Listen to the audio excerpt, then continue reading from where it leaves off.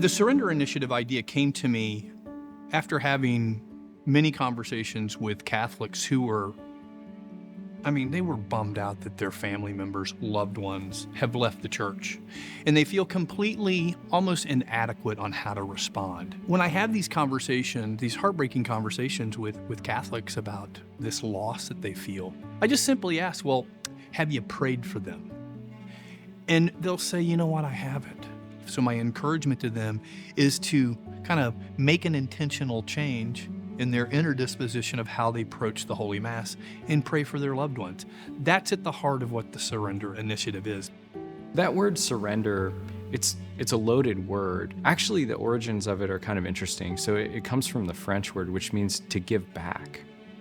And that's pretty interesting when we think about what the Surrender Initiative is all about. It's about these loved ones who are so much a part of our life, and they've fallen away from their Catholic faith, and we're giving them back to our Lord that they would be His. What we want to do on the evening of a Surrender Initiative event is cultivate a beautiful space for prayer. So we're going to open up the church an hour ahead of time and have priests available for the Sacrament of Reconciliation. We will also have sacred music, live sacred music during that time.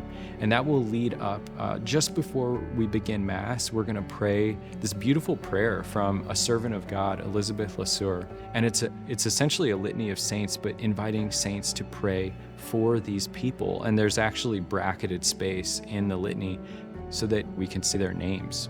And that will lead right into Mass. People who come will have an opportunity to write names down on pieces of paper, and we will actually bring a basket of all these names to the altar during the offertory as a visible reminder of why we're here, that this is an intentional moment to pray for these people. And then we will end the evening with a joyful reception, wine and cheese, we'll have fruit punch for the kids, and just an opportunity for this community to gather, to have fellowship, to maybe share some stories, and grow in friendship.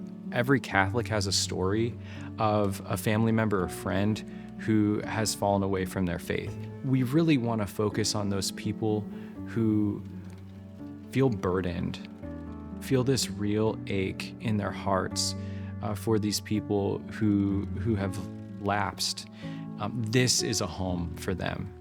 We want those people in the pews praying as part of this community together.